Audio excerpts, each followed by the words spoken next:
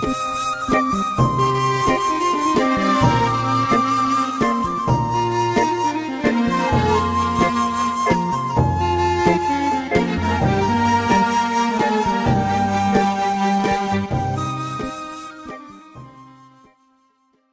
خۆی بەخشنەی میرەبان عەزیزان سڵاتان لێبێ بەرەو یادی لەدایکبوونی پێغەمبەری ئیسلام محەممەد الموستەفا چین 12 ڕەبیع الأول ئەو ڕۆژەیە کە پێغەمبەری خوا تیا لەدایک بووە، ئەو ڕۆژەیە کە دنیا سەرتاپا ڕۆشن بوویەوە بە هاتنی کەسایەتێکی وەکو محەممەد الموستەفا. ئێمە ئەمڕۆ لە هاوڵاتیانە پرسین هەست و نەستی ئێوە لەم ڕۆژەیە چۆنە؟ ئایا ئێمە وەکو موسڵمانان وەکو شوێن کەوتەی پێغەمبەری ئیسلام توانیمان ئارکی خۆمان بەرامبەر پێغەمبەری خوا جێبەجێ بکەین؟ ئایا تەنها ڕۆژێک بۆ یادکردنەوەی ئەو کەسایەتیە بەسە یاخود ئەبێ سەرتا بە کاتەکانی ژیانمان، سەرتا بە چرکەکانی ژیانمان دوای ڕێبازەکەی و دوای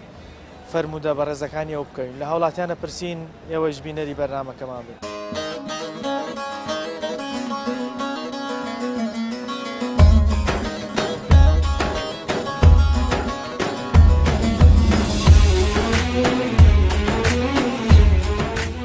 یادکردنەوەی ڕاستەقینەی ئەوەیە کە بەکردەوە شوێنی کە خۆشەویستەکەشی ئەوەیە کە ڕێنمایەکانی جێبەجێکرد. ماڵەکەم دانێن بەستەوی پێ بوو. ئەبێ سەرتاپەی ژیانمان هەمووی لە پێناو پێغەمبەری خۆشەویست بێ صلی الله علیه وسلم. هەتاکو بەرەو پیری بەرەو ئێشتاکەم ڕێبایی لە هەموو موسڵمانانەکەم لە دایک بوونەکەی و لە یادکردنەکەی ئەو ئیتر لەوە خۆشتر هەیە بۆ ئێمە.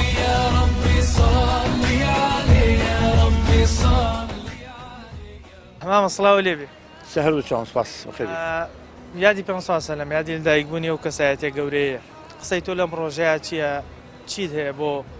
موسڵمانان چۆن شوێن کەوتێ ڕێبازەکەی پێغەمبەر ڕابەری ئیسلامە، مەولی پێغەمبەر شتێکی پیرۆزە لەسەر ئومەتی پێغەمبەر هەبێ هەموو کەس بەگوێی توانای بیکا. ئیمجا یعنی بەڕاستی ژیانەوەی ئیسلامە، یعنی پێغەمبەر لەدایکبوونی پێغەمبەر یعنی شتێکی مێژووی تاریخیە بۆ هەموو عالەم. ئەگەر پێ سەلەم بۆ کاتێکی زۆر کەم لەگەڵمانە بواە لەگەڵ تۆ بواە چیت پێ ئەوت؟ چ قسەیەکت بۆ کرد؟ چ پرسیارێکت لێ؟ واللهی قوربان من حەزمشتی بۆ بگەڕمە شەوێکیان خەوێکم بینی لە خەوەکەمە پیاوێکی زۆر جوان نورانی هەوو ئەدرۆشاوەکو یاقوت و مەرجاوتم توێکیوتم پێغەمبەری خوان جاوتم من حەدم چیە پێغەمبەری بووی نە تۆ پیاوی خراپی لە خەوەکەم ئەیتەوە نازانم خوا ئەیزان چی خەو لا ئیرادیە ئەمان ئەگەر بێت و یادکردنەوەی تەنها ڕۆژێک کافێ بۆی بڵێن ئیترە و ئەرکی خۆمان بەرامبەرە و پێغەمبەرە جێبەجێ کردووە یاخودە بێمە سەر تاپای کاتەکانی ژیانمان چاومان لە قسەکانی ئەو بێ بە هەموو کاتێ ئەبێ ئێمە پێغەمبەرمان لە یاد بە سڵاوداری پێغەمبەر بینوچکە پێغەمبەر رەحمەت العالەمینە، یعنی پێغەمبەر ڕابەری ئیسلامە، خوای تەعالی ناردی بۆ سەر ئومەت کە ئومەت بی لە ژیانی خۆی کە بێ ژیانێکەیە ئەچێت دنیای تریشەوە. ئێمە وەکو موسڵمان توانیمان ئەرکی خۆمان بەرامبەری ئەو پێغەمبەرە جێبەجێ نەماتوانین نەوەڵا نەماتوانین بە حەقات کەم تەرخەم بووینە بەرامبەریە زۆریش بەها بۆ مناسبەتەکانی کە چی بوو ئۆکەی ئەمە زۆر غەڵەتین بۆ یادی گرنگی بامە بدەین زۆر ڕاستە بەڵێ تەنها یادکردنەوەی ڕۆژێ کافی یاخود ئێمە بێ کاتەکانی ژیانمان هەمووی شوێن کەوتەیە نەخێر ڕۆژە کەمە ئەبێ هەموو ژیانمان بۆی تەر ئێمە کە مسڵمانی نەبێ وایە ئەگەر بێت و بکرایە تۆ 5 دقە لەگەڵ پێغەمبەری خوا بایە هەستی چۆنە بوو؟ چه هەستێک دەبوو؟ وەڵڵا هەستێکی زۆر زۆر خۆشمە بوو خۆ شتێکی وا خوای لێ کرد داوای سەرکەوتنی مسڵمانانە لە ناخی دڵمەوە پیرۆزبایی لە هەموو مسلمانانەکەم ئەلبەتە خۆی گەورە ئێمەی خۆشویستووەکە ئەو پێغەمبەرە نازدارەی لە ئومەتی ئەمە هەڵبژاردووە بۆ خۆی گەورە ئێمەی خۆشویستووەکە لە ئومەتە بەڕێزەین خۆی گەورە بە ڕەحمەتی خۆی سڵاوە بنێرێ بۆ پێغەمبەر صلی الله علیه وسلم و هەچی مەشاکیلی مسلمانانە حەلیکە لەوێدایە خۆی گەورە بەهانەی مسلمانانەوە بێ لە هەر شوێنێکی ئەم سەرزەوێ هەن پێغەمبەری خوا لە ناوماندا بووە مشکیلەکانی مرۆڤایەتی حەلە بوون ئەڵبەتە لە سەردەمی خۆشیان مشکیلە هەر بووە ئەتوانین بڵێن فریادڕەسی ئەو سەردەمەی خۆی بووە ئەگەر لێرەش لەم ساتە شاویایە لەو بڕواایەم ینی ئەیتوانی لە ماوەیەکی کورتە هەچی کێشە مەشاکی لە هەمووی حلکە ئەگەر بێت و ڕۆژێک بۆ 5 دقە لەگەڵ پێغەمبەری خوا بێ چه هەستەیە کە دەبوو و داوای چیت لێ؟ واللهی ینی ناتوانم دەرێ بڕم ینی خۆزگە لەگەڵ مابووایە لە خەون تایسە بینی و تاوە لە نزیکەوە ئەم بینیەوە بەداخەوە دوعات نەکردو بینی بە ئیزنی خوای بینم ئینشاءڵڵا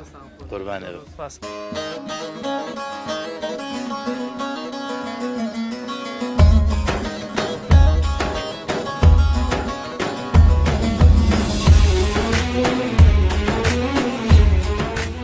یادکردنەوەی ڕاستەقینە ئەوەیە کە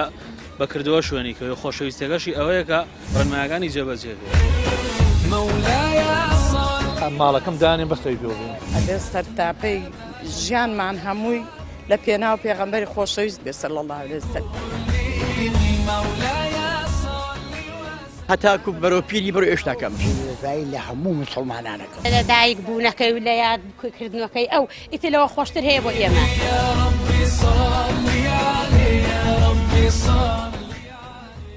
یادی لەدایکبوونی پێغەمبەری ئیسلامە چ قسەیەک تێ لەم ڕۆژە پیرۆزبایی لە کێەکەی؟ پیرۆزبایی لە هەموو مسلمانانەکەم. تەنها ڕۆژێک بۆ یادکردنەوەی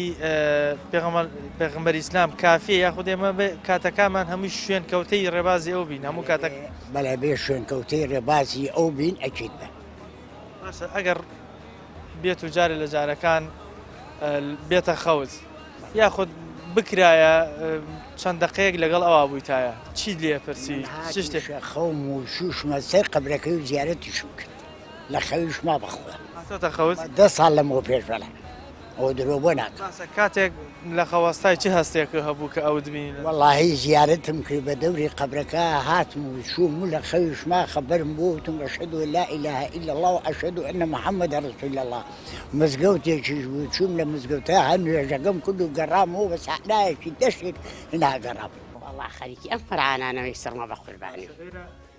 لێرە ئامادەکاریەکەن بۆ سبەینێ کە یادی مەولودەوە. من خۆم 18 ساڵ و 4 مانگ من خزمەتم بۆ لە یەکی حەوتۆ تەقاوید بووم. ئیسای لە یەکی حەوتۆ تەقاوید و بەس مانگی هەشت نەهاتم ئەوش چاوم عەمەلیات کرد. ئیتر لە مانگینەوە من هاتمەتەوە تەمام هەتا خوا بیکاوانسی بوو تا بتوانم من خۆبەخش دێم بۆ مزگەوت. یعنی ئێستا لە بەرامبەر دەوامی خۆشتانی هەر خۆبەخشان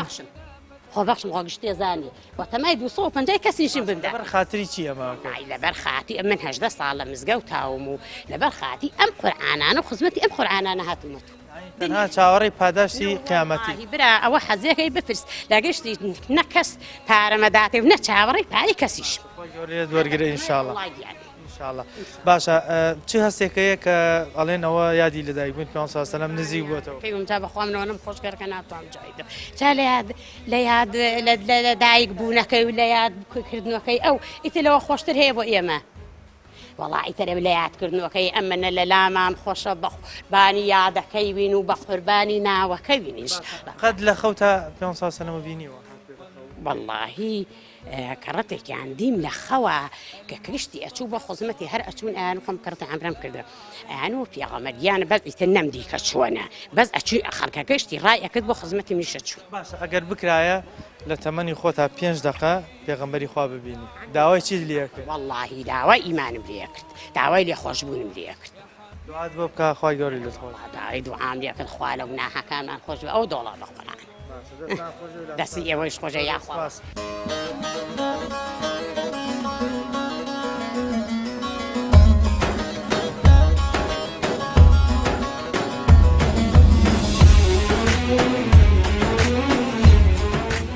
یادکردنەوەی ڕاستەقینە ئەوەیە کە بەکردەوە شوێنی کە خۆشەویستەکەشی ئەوەیە کە ڕێنمایەکانی جێبەجێبێت. ماڵەکەم دانێ بەخەوی بێڵین ئەبێ سەرتاپەی ژیانمان هەمووی لە پێناو پێغەمبەری خۆشەویست بێ صلی الله علیه وسلم.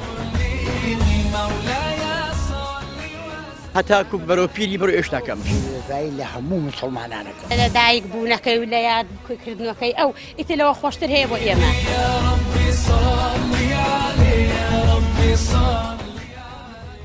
یادی پێ سەلەمە لەدایکبوونی پێغەمبەری خوا پیرۆزبایی لە کێیەکەن چۆن هەستی خۆتان لە ڕۆژی لەدایکبوونی پێغەمبەری خوا دەرەبڕن؟ هەستێکی خۆش دەرەبڕین پیرۆزبایی لە سەرجەم مسلمانانی هەموو دنیاکەن و خاصەن مسلمانانی کوردستان. یادکردنەوەی تەنها ڕۆژێک لە ساڵێکە بۆ لەدایکبوونی پێغەمبەر یاخود بۆ یادکردنەوەی پێغەمبەری خوا کافێ یاخود ئێمە بێ بە کردەوە شوێن کەوتەی ڕێبازەکەی شەرکردەوەی ڕێبازەکەی بگرین نەک شەر ئەمڕۆ دەری ببڕین و دوای چوینە دەرەوە لێرە لە بیرمان بچێتەوە ئەوە نا باش ئەگەر بکرایە بۆ 5 دقه لەگەڵ پێغەمبەری خوا بوویتایە تۆ چیت پێ و داوای چیت لێ کرد ئەمای داوای چیم لێ کرد داوای ئەوم لێ کرد وەختێکی خۆشی و شادیمان بۆ دەبڕێ دوایەکی خێرمان بۆ بکە و خوا لە بەڵای لاماندات و بە باشتی شاد بین و لەگەڵ ئەوەش حەشرکردنی شەڵ قەت هاتوۆتە خەوت ناوەڵە ئەوەتە خوازی ڕۆژە لە ڕۆژان بێتە خەوت کەس دەستێکە پێ خۆشحاڵی نوشتە بەس نەبووە تا ئێستا ناوەڵە تا دوعات نەکردووە بێتە خەوت بیبینی بارەوەڵام دواییم کردووە ئینشاڵڵا پس بەخوای گەورە بە دیداری شاد بین لە قیامەتە ئەگەر لە خەوشانە بێ لە قیامەتدا بە دیداری شاد بین پیرۆزبایی لە تەواوی موسڵمانانی جیهانەکەم لەم ڕۆژە پیرۆزەیە هیوادارم ئەم ڕۆژە پیرۆزە بەرز بنرخێنێ خەڵکی موسڵمانی کوردستان و هیوادارم خەڵکی کوردستان دوای ڕێبازەکەی پێغەمبەرمان صلی الله علیه وسلم بکەون و ڕێگری لەو شتە خراپانە بکەن کە ئەو ڕێگری لێ کردو. ئەزیزان ئێرە مزگەوتی کاک ئەحمەدی شێخە خەریکە بێتە عادە دێتن ئەم مزگەوتە هەموو ساڵێک لە یادی لەدایکبوونا مەولود دەگێڕن لە مەولودەکە نان و چێژ دروست دەکرێت شیرینیە بەخشێتەوە لەبەر خاتری لەدایکبوونی پێشەوامان کە پێغەمبەری خوا صلی الله علیه وسلم خۆشحاڵی دەربڕینەوە و لێرەش خەڵکێکی زۆر ئامادە بێ زۆرینەی مزگەوتەکە پڕە بێ بۆ ئەوی بێن لێرە یادی ئەو لەدایکبوونیەوە بکەن و کۆمەڵی وتار و کۆمەڵە قورئان و زیکری تا خوێنرێت و شیرینی خواردنیژە بەخشرێتەوە لەبەر خاتری ئەو ڕۆژە. ئەمە زیاتر لەسەر ئەم بابەتە خەڵکە دوێنی مزانین چیمان پێڵێن و هەستی ئەوان چۆنە لە ڕۆژێ لەدایکبوونی پێغەمبەری خۆیان.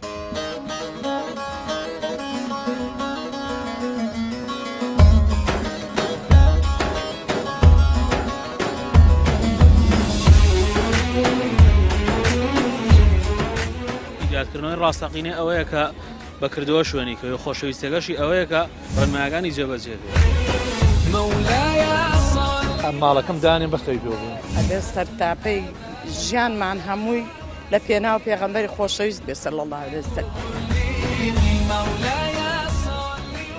هەتاکو بەرەو پیری بەرەو ئێشتاکەم پیرۆزبایی لە هەموو مسلمانانەکە لە دایک بوونەکەی و لە یادکردنەکەی ئەو ئیترەوە خۆشتر هەیە بۆ ئێمە.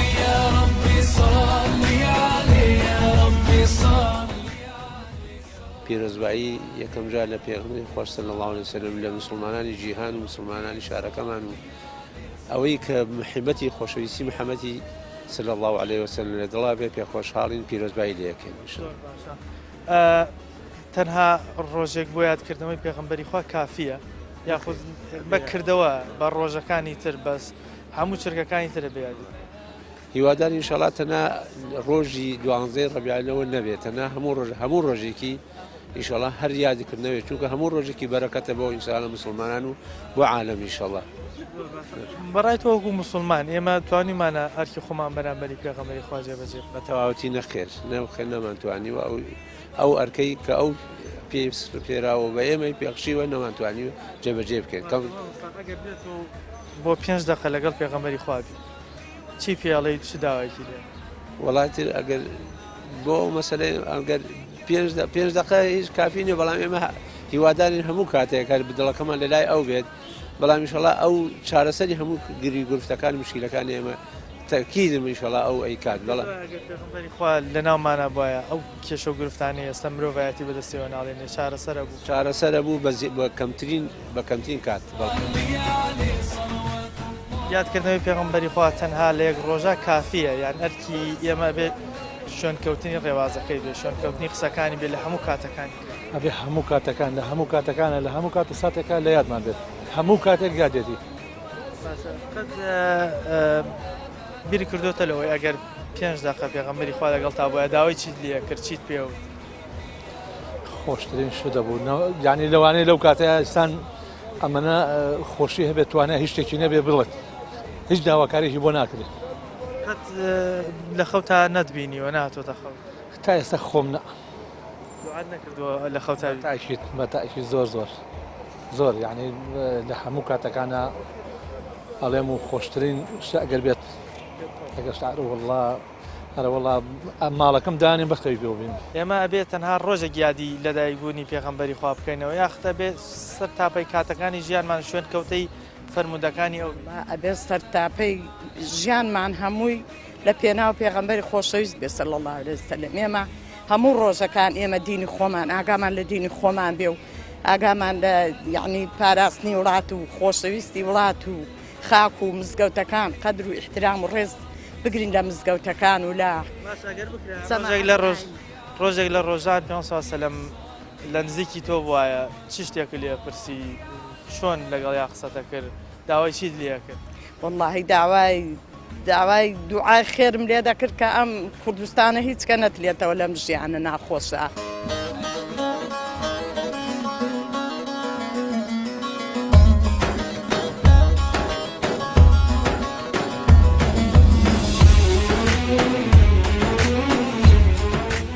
یادکردنەوەی ڕاستەقینە ئەوەیە کە بەکردەوە شوێنی کە خۆشەویستەکەشی ئەوەیە کە ڕێنمایەکانی جێبەجێکرد. ماڵەکەم دانێ بەخەوی پێ بین ئەبێ سەرتاپەی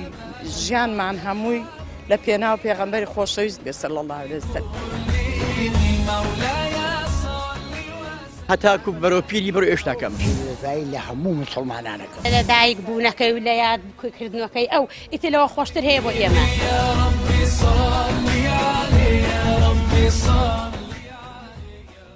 یادی پێغەمبەری خوا صلی الله تعالی علیه وسلم خۆشترین ڕۆژی ئیسلامە کە ئەم پیاوە مبارەکە ئەم ئینسانە بەسۆز ئەم ئینسانە بەرەکەتی خوایە کە نردوێتی بەسەر مرۆڤایەتی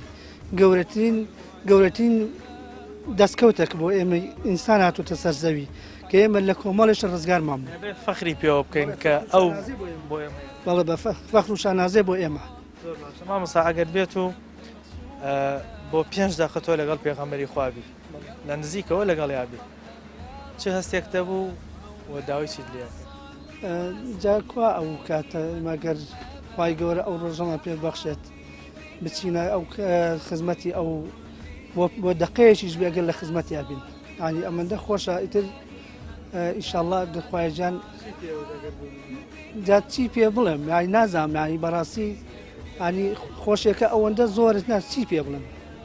زمانت نێتە گۆ قسەی بەڕاستی گۆ ناکات ینی لە ئەستی ئەوە چی بڵێن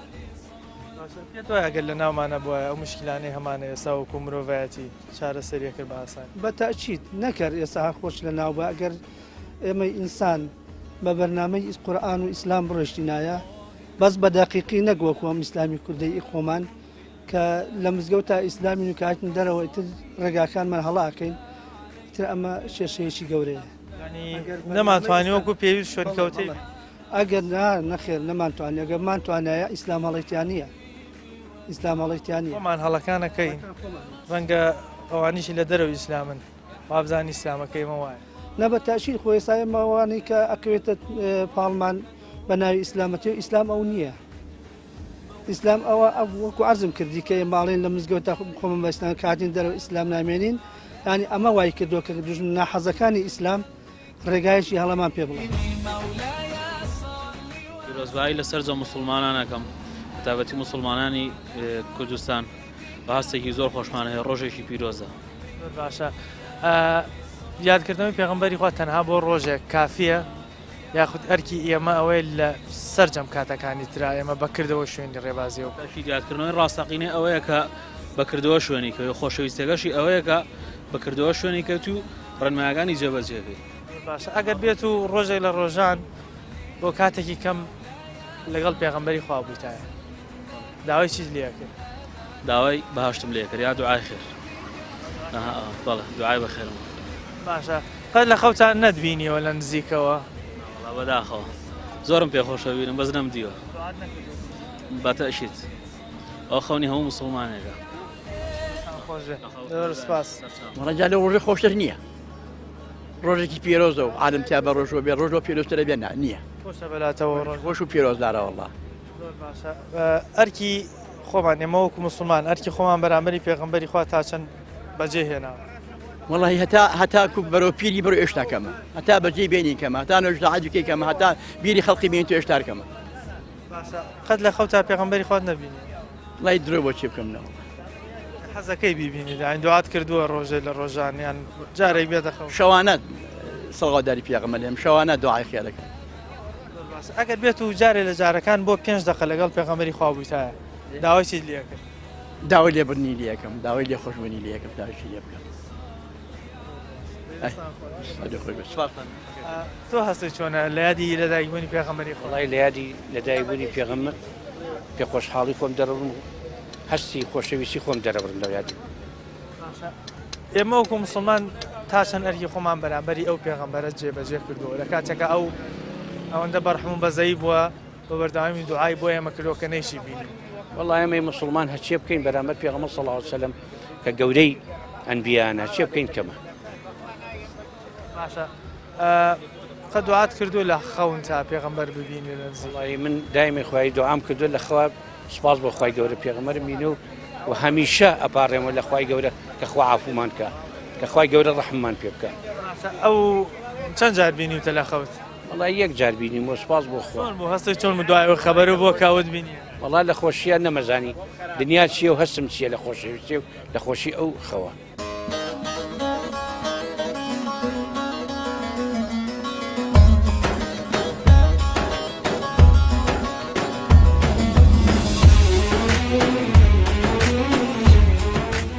یادکردنەوەی ڕاستەقینە ئەوەیە کە بەکردەوە شوێنی کە خۆشەویستەکەشی ئەوەیە کە ڕێنمایەکانی جێبەجێکرد ماڵەکەم دانێ بەختەوی بێ ئەگەر سەرتاپەی ژیانمان هەمووی لە پێناو پێغەمبەری خۆشەویست بێ صلی الله علیه وسلم هەتاکو بەرەو پیری بەرەو ئێشتاکەم لە هەموو مسلمانانەکە لە دایک بوونەکەی و لە یادکردنەکەی ئەو ئیترەوە خۆشتر هەیە بۆ ئێمە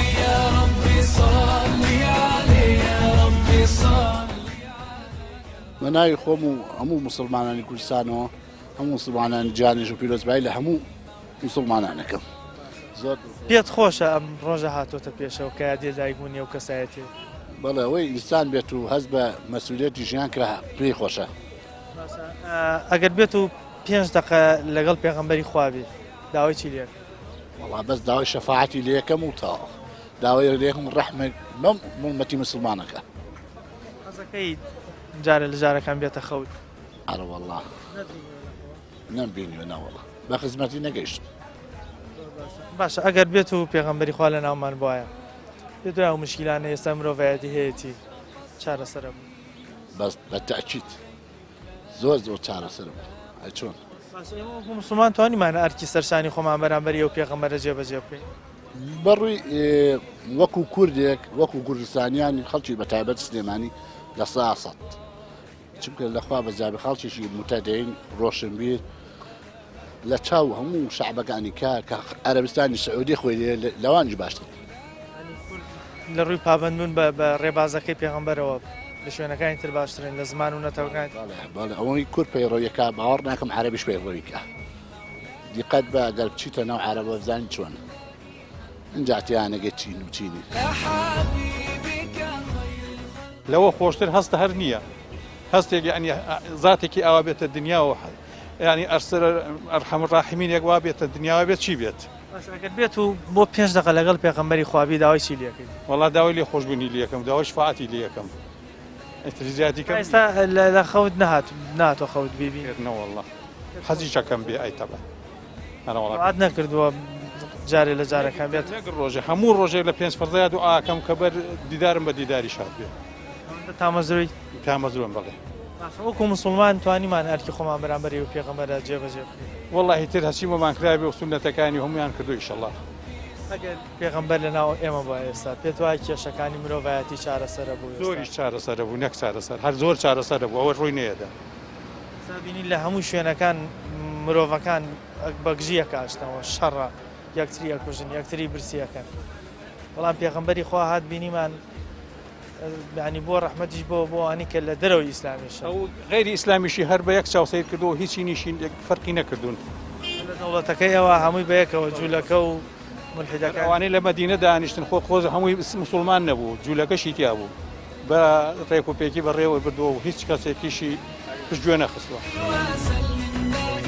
یادی دایکبوونی پێغەمبەری خوایە یادێکی پیرۆزە واجبش لەسەر هەموو مسلمانێک یادیکەن و بەسەر بەرزیش ئەرەوەڵام پێغەمبەری خوا لە تەمەنی خۆیان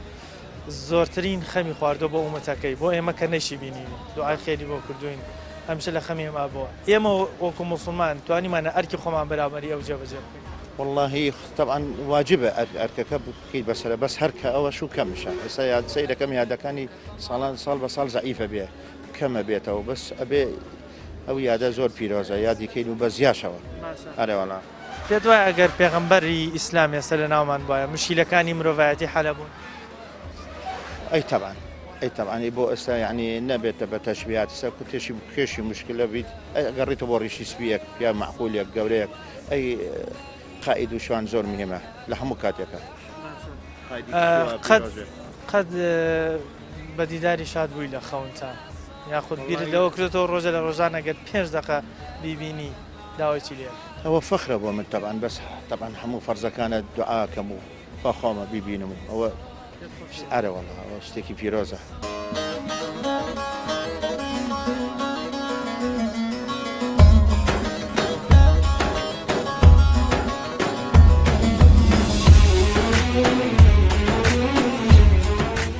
یادکردنەوەی ڕاستەقینە ئەوەیە کە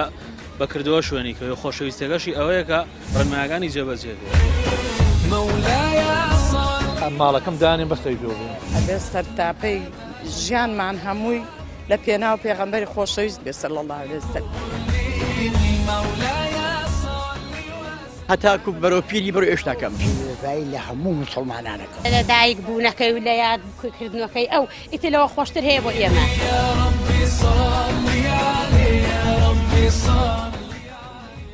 وڵای هەستێکی زۆر خۆشمەوە پیرۆزبایی لە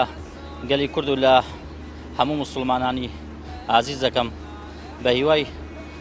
یادی دایکبوونی پێغەمبەر صلی الله علیه و سەلەم بێتە مای خۆشگوزارانی بۆ کوردستان و بۆ هەموو هاوڵاتیانی عێراق. مامۆستا ئەگەر پێغەمبەری خوا ئێستا لە ناومان بواە ئەو مشکیلانەی مرۆڤایەتی هەیەی چارەسەرە بوون پێغەمبەر صلی الله علیه و سەلەم ئەگەر زۆری هەبووە ئێستا بە تاکید ئەو کێشە مەشاکلانە کە لە کوردستانە هەیە لە عێراقا هەیە بە تاکید کە چارەسەرەکراو کێشەکان نامە ئەگەر بێت و بۆ 5 دقە لەگەڵ پێغەمبەری خوا بی داوای چی لێ وڵایی داوایەوەی یەکەم بۆ ئەو دنیا بەر شەفاعەتی خۆیمان بخا و بە بەشتی بەریمان شادکە ئینشاڵڵا بوو ئەگەر لە نزیکەوە بیبی دایت لەو هەستە خۆشتری هیچ شتێک نابوو خۆشترین هەستەمەوە بوو دایجان سڵاو لێ بێ سەڵاو لە تۆش بەخێر بێ سەرچاو یادی لە دایکبوونی پێغەمبەری خوایە بینیم ئێوەش خەریکی ئامادەکارین بۆ سبەین هەموو ساڵێ لەم ڕۆژە ڕۆژێکی بمێنێ هێن مزگەوتەکە قورئانەکان هەمووی پاکەکەینەوە بۆ یادی لە دایکبوونی پێغەمبەر صلی الله تعالی علیه وسلم جەماعەتی تر ئەوقاف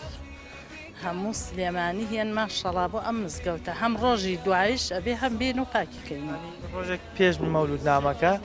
ڕۆژێکی دوای نامەکە ئێمە لە خزمەتی ئەم مزگەوتای ئامادەکاریەکەن بۆ سبەینێ بۆ مەولود نامەکەوە باشە سبەینی ئێرە قەرەباڵ خەبێ خەڵکی بۆ الله هەمووی بسڵمان ڕۆکاتە مزگەوتی گەورە شاری سلێمانی ماشەڵای لێبێ